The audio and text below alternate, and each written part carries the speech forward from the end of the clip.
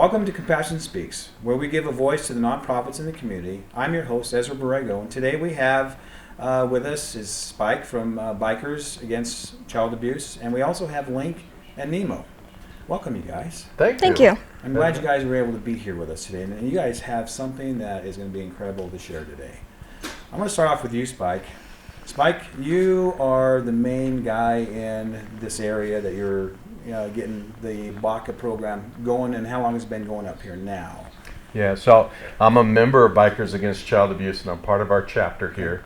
I happen to be a chapter development officer, so I've been leading the forming effort here. Okay. But certainly all of our supporters and senior patch members here are very important to the organization. We've been working in the White Mountains area for about 2 years. 2 years. And it takes a significant amount of time to find the committed people to do this mission, and to do the training. Okay.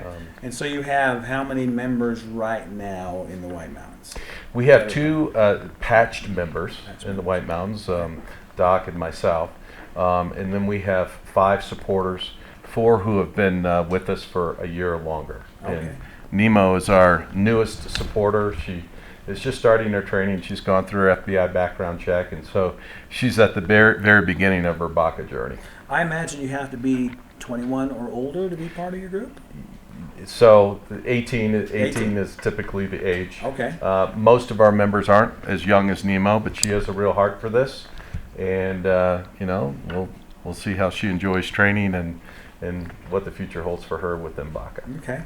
So your BACA group, biker group, has been in existence up here for a couple of years. How long have you been in existence throughout the nation? Yeah, so we were started in 1995 in Provo, Utah, founded by a child play psychologist by the name of Chief, and his best friend, who was also a child counselor. His name was Thor. Came up with this idea, and from there we've expanded to working with kids in 49 states and now working with kids in 22 countries. Wow. So let's let the audience know exactly what you guys do. All right. Yeah, most important to us is our mission. It's fairly narrowly defined. Our mission statement, as created by Chief in 1995, is 7 sentences long, and it hasn't changed, not even a word, not a syllable. And the essence of it is we are here to empower children, abused children, not to be afraid of the world in which they live. Okay. That's the beginning and the end of what we do. You know, we have different procedures and policies and processes that we follow as we work through our different cases with these kids, but that's always at the heart of what we do. That's wonderful.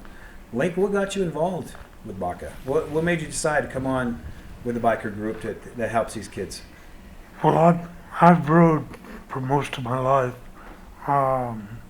Had the opportunity to ride with other groups, clubs. I've always turned it down. And later in my life, through church, I've looked for something to do with the bike concept and to give back. I've met Makat, my wife, got a couple of t-shirts, BACA t-shirts.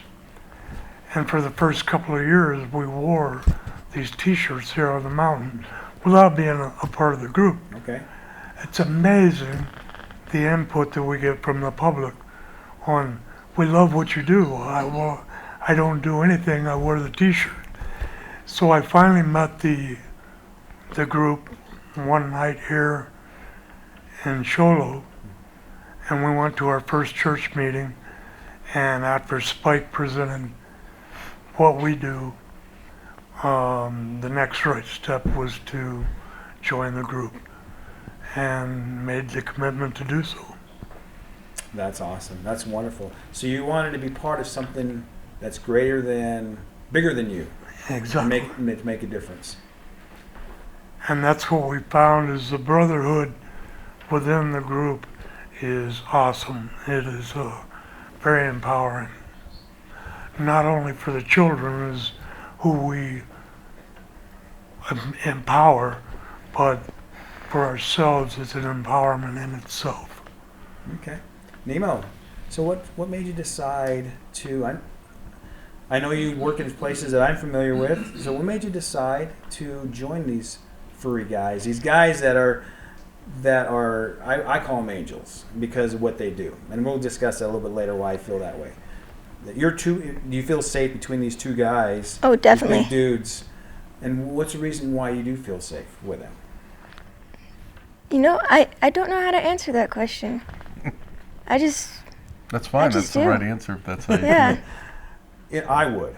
I mean, just by talking to them and finding out what they do, because what's the background that you got to go through to become what you do?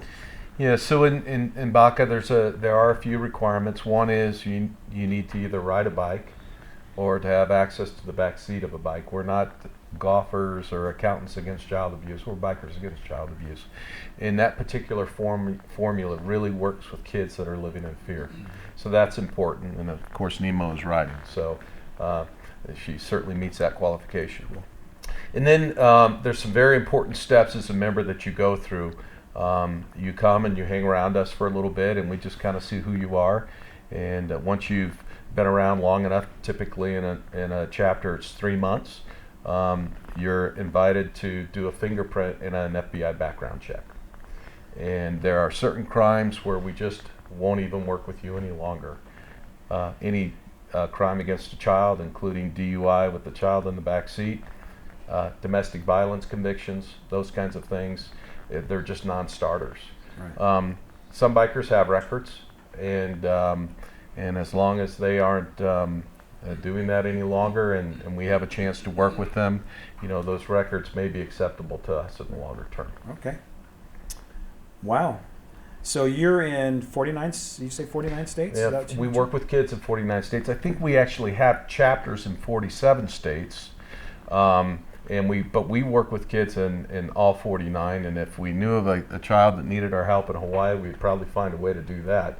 For instance, right now, New Mexico does not have any chapters, Okay. but we support kids in New Mexico, and Delaware is the other state that doesn't have a chapter that I'm aware of besides Hawaii, and we certainly support kids there as needed. Okay. And countries. I know you're not just in the United States. Mm-hmm. So how many countries are you in? So we're in 22 countries, working with kids in 22 countries. It's primarily Europe, but also includes Australia and New Zealand, Iceland, and we do not have at this point any chapters in Asia, or in Africa, or in South America, Okay. and we're not yet into Mexico. We have to find the right way to do that and to do it safely. Right. So tell me exactly what takes place when you find out when a child's been abused. What happens after that? What's your role? Yeah. So within the chapter, this is all outlined in our training, and it's certainly followed to the T with every intake process. It's important that it's followed. Part of that 12 to 15 months of training once your background check. So when we learn that a child's been abused, and there's a lot of different sources that we might learn that from: a forensic interviewer, from an interested person in the public, from the guardian who's heard about us, from an agency, which is typically where we learn about them. So we do a lot of work with agencies so they know what we do and they're prepared to refer kids to us. So in the end, the guardian will call our 800 number, which I'd like to give out later. And we have a single 800 number for the state of Arizona. Most states have a centralized number. And you pick the locality that your child is in. And when you call that number, you reach the child liaison in that chapter. This is the only person that will know the issues that this child has faced, the crimes against them, the abuse that they've experienced, and who did the abuse. The rest of us don't need to know it, and frankly, we don't want to know it. Right. And we'll confirm that that child was physically, sexually, or mentally abused, that child liaison will, and the "and" is important there, and that they're living in fear. And we confirm a few other things, that the child's not living with the perpetrator and some other things, but those are the criteria. The board votes on that, and once the vote's taken, that child is now a BACA child. And we have a brief initial meeting with them, a few board members. We'll go out and spend some time with that family, with the child and the guardian, or at the group home or wherever the child may be, and just make sure they understand what BACA is all about. And then we'll set what we call the level 1. Level 1 is where the entire chapter rides out to see that child. Sometimes it might be 10 bikes, and sometimes I've seen upwards to 80 bikes there. Wow. Wow. And we're showing up to empower that child, and it's only about that child on that day. Pretty. You sent me a video or a link to a YouTube video, and it shared exactly what took place there. And I really enjoyed that. I like that. Got to know what you guys do more and saw it up front, how that child's accepted in and protected, and you can even give a ride to that with that child on the bike. The really important part about that level 1 is that child knows that they're joining our family. Just like we look after each other, now we're going to look after them. And so that child's fear is going to dissolve over time. Sometimes it appears to happen quickly, sometimes it might take more time, but we're really there to empower them not to live in fear. And we do that by bikering them up a little bit. We'll give them a cut with their road name on it, and we'll give them a blanket. We offer them a motorcycle ride. Most importantly, though, in that meeting, we assign 2 primaries, 2 trained members who are available to that child 24/7. No matter what is going on in that child's life, we will be there if we need to be. And then we have some scheduled empowerment visits that we do with the child on a regular basis. So your main first mission, or your main thing for that child, is help them with that fear. It is. To get rid of that fear. It is. We'll help them. If we are not counselors, but we would like for our children, most of them are in counseling, and if they don't have access to counseling, they can't afford it, we'll assist with that. If a child starts to disclose to us, we certainly won't shut them down, but we'll make sure that their counselor and their guardian know that this disclosure is happening, and we kind of do a soft handoff to those people that are in a position to help them with the nature of those problems. Wow. Okay. So, and we're going to have a break in just a little bit, and we'll go into the second half of your mission, what you are wanting to do for that child, and the things that you cover with them, and your do's and don'ts that you are going to be involved with, like in the court. And then we'll discuss those, and we might even get into this bag a little bit if we have some time. What this bag is all about for the kids. All right. Well, it was good having you guys for this first half, and we'll be back in just a little bit. So we'll be back with our guests again, and so stay tuned. We'll be right back. Welcome back to Compassion Speaks. Joining us today is Spike Nemo Link from the Bikers Against Child Abuse. Welcome back again, guys. Thank you. So today, or this time right now, we talked about some of the other things that you guys are doing with the children, and how involved you get with them, and to help them feel safe. So in the places that you really want to help them feel safe is in the court. So let's talk about that a little bit in the court. Many of our kids have court cases to adjudicate the crimes against them, and we always make sure that the child chooses to go to court. That's most important to us, as we give the power back to the child. If they elect to go to court, we always let them know their family, their BACA family, will be there with them. And when you think about a court situation for a young child, they have to talk about things they should never have to talk about to anybody, much less in public, potentially in front of a jury, certainly in front of a judge. The perpetrator is generally in the room. The perpetrator's supporters are there. So it's a really important time for that child to feel safe. And we have a number of things that we do with that child to make sure that they know that their family's with them. If the child does not want to see the perpetrator, we accommodate that. If the child doesn't want to talk to certain members that may want to talk to them, that may support the perpetrator, we make sure that that person does not talk with the child. It's really their desires. It's important that they have their way in court. Okay. So how are you able to get involved with making that decision of not able to, for that child not to have contact with them? How are you able to do that? So we have a number of large people in our organization, and even people like Nemo will fill the cracks, where we'll build a wall when we walk into that courtroom. Okay. And when we're waiting out in the hallway, we'll just pick a quiet corner and We just we had many court sessions to practice with where that no one's going to see that child if the child doesn't want to be seen. Sometimes the child gets to the point where they're so empowered that they're saying, nah, I want to, split apart here. I want to see this. But in most cases, we assume that they don't until they tell us that they do. So you mentioned also that sometimes it takes a while to get a court hearing, to get to court. From once that you discover that child has been abused, it can be 3, 4 months, 2 months. Mm-hmm. So at that time, you mentioned that you have 2 people, sometimes 24/7 with that person.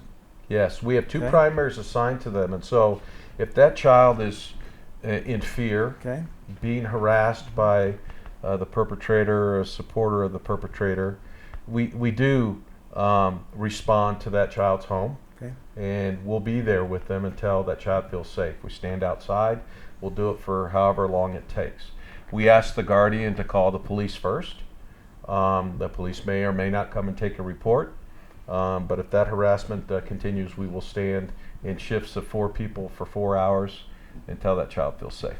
And how interactive can you be with that child during that period of time? It depends. Most of the time, we want the child to be able to peer out their bedroom window at night and just see us standing out there and say, hey, my family's here. I can get some rest. Okay. We're not there to play with the child or to goof around. This is a time where that child's feeling unsafe, and we intend to make them feel secure. And when they feel secure, then we depart. So when they go into the court hearing, from that time that you have made your presence known to them, they feel safe and they feel like you mean business for her or him. That's right. That you're there for them. So you're gathering that that trust. Yeah. So sometimes we're with this child, this BACA child, for many years before the court case is heard. Wow. Sometimes it's a very short period of time. Okay. But in whatever time that we have, we're really trying to develop a bond with that abused child, that they know that we're there for only them and to make them feel safe and that they're part of our family. Okay. And we can generally get that message along pretty quickly. It's important when we go into the courtroom, and a lot of people say, wow, a bunch of bikers going into court. That can't be good. Well, we don't even look at the perpetrator. The perpetrator is not part of anything we're interested in. We ask our members not to look at the perpetrator. We would never want to be accused of intimidating or anything. And the truth is that many of our kids still have some place in their heart for that perpetrator. It might have been a family member or a close friend or something like this. And so the perpetrator is just not part of our world. Doesn't need to be. Right. Okay. So you obviously have a lot of males and females in your group. Mm-hmm. And are you treat each other as equals in this group? That's true. Okay. So they're coming in, they all have the same say. Yep. And so do you feel that one has a role where they can do better than the other in your group? Yeah, women are a vital part of BACA, and it's for many reasons. And some of them bond better with certain types of child abuse victims than others, and they're always treated as equal members.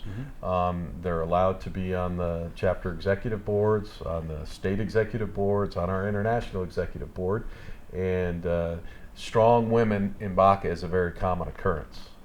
So Link, tell me a little bit how do you feel about some of the roles that you've seen in BACA where the female in your biker group feels, or you feel that she plays a strong role in certain situations? Oh my goodness. Well, women, they have the ability to organize and to pull things together. The 1-800 number that we have here on our tripoles will lead you to the child liaison, who is actually Marquette here in the White Mountains. She is the one that pulled this together for us, Okay. that we could be here. Extremely vital. The children seem to bond quicker with females. I can't say enough, and like Spike said, you don't want to come up against some of these gals and get crossways with them. They're going to put you right in your place. um, very important to what we do. Yeah. Well, I'm married to a strong female.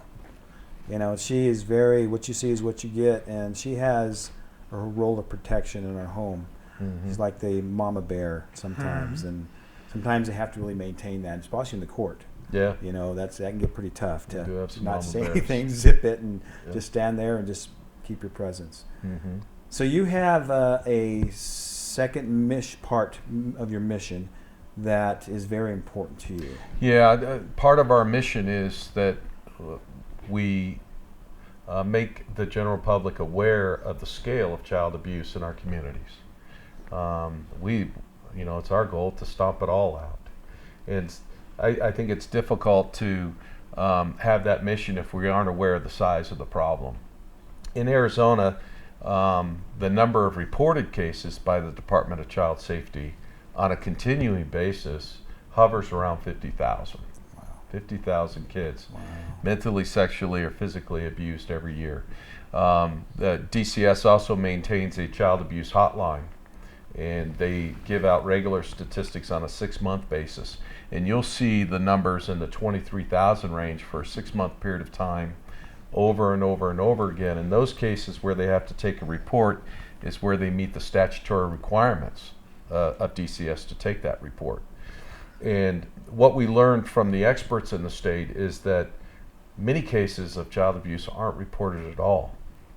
Some communities just don't report. Affluent communities, some religious communities, some Native American communities don't report. So the number is probably much larger than we even understand. Yeah, I believe so. So we mentioned about some of the things that we talked about earlier about the things that happen here. Let's, for instance, this bag. We talked about when the child gets introduced to 10 to 80 bikers, and I'm sure they feel like overwhelmed a little bit. Some of them feel like, wow, this is incredible. I have 80 angels with me. And they get some pretty cool stuff when they get introduced to the band. Yeah, when you want to show us some of that stuff, Nemo? Yeah. So the mission, the really important goal that we have when we go out for that first level 1 meeting with this child is to make sure that they know we're there for them. Okay. And so everything that we give to them is really a symbol to say you're part of this family and we've got your back and we're going to be here no matter what. Okay. And probably one of the things that's most symbolic of that is this T-shirt that says "No child deserves to live in fear." You want to read the back of that link? Yeah, it says some of his angels have wings, others have motorcycles. That's I love it. So it And kind then- of fits with what you're saying. Do you two mind just standing up and folding that out? There's a number of Yeah. other things that we give to them. We give them a bandana and some pencils and a few temporary tattoos and those things. But a really important symbol that we like to Always give to our kids is this BACA blanket. And we let them know that they can wrap themselves up in it, cuddle with it. They can even throw darts at it if they want to. But it's to let them know that we're here for them. Yeah, very symbolic. And then we do a little traditional thing about a BACA fold, and Yeah. go ahead and do that real quick, Link. Yeah, we fold it up really nice like this. And once the biker fold is done, we pass it around to Get it every like member this. to put their love and support into it. And we like to say that it's heavy with all that love and support. The sweat will wash out. That's a beautiful fold. Yep. So It all looks like it's going to all come in like a flag. And that typically the child will really watch to make sure that every member gets it. And we always take a picture if the child allows us to, is willing to do that we destroy before we leave the property. The image itself, we print it out on site. Okay. And we give them a picture of their BACA family Okay. with themselves. So you have AKA names, and those children never know your real name. Is that correct? Yeah, that's correct. Okay. And there's a reason behind that. Yeah, there is. The very important, and the same goes for the child. Only the child liaison knows the child's real name. Well, unless we go to court with right, them, right? yeah, And then yeah, we'll learn their real name. Okay. But we really know them. We really know them by their road name, and that's all we refer to them as. And we choose to use road names because we wouldn't want that child to find our Facebook pages or to go learn about us. We really try to. We're a model of strength for them, and that's where we want to stay. Yeah. So you mentioned Facebook, links, and social media. How do people get a hold of you? Well, the first very important way, if you know of a child that might be in need of BACA services, we have an Arizona State helpline. Why don't you go ahead and read that off, Link? We got to get Nemo to do it. I don't have my glasses. All right, so the number is 877-235-7268. Okay. Yeah, thank you, Nemo. And then we have a BACA webpage, Okay. and it's bacaworld.org. And we have a BACA Facebook page, BACA International Facebook page, and it generally is updated several times a day, and there's a lot of content there if you're interested to learn more about our organization. Okay. Well, it's good having you, Spike, Nemo, and Link. This has been incredible, and I hope this has caused some people that want to make a difference that are bikers, and also some kids that see this to know that they can do something about living in fear. Thank you for joining us today, and tune in next month for Compassion Speaks.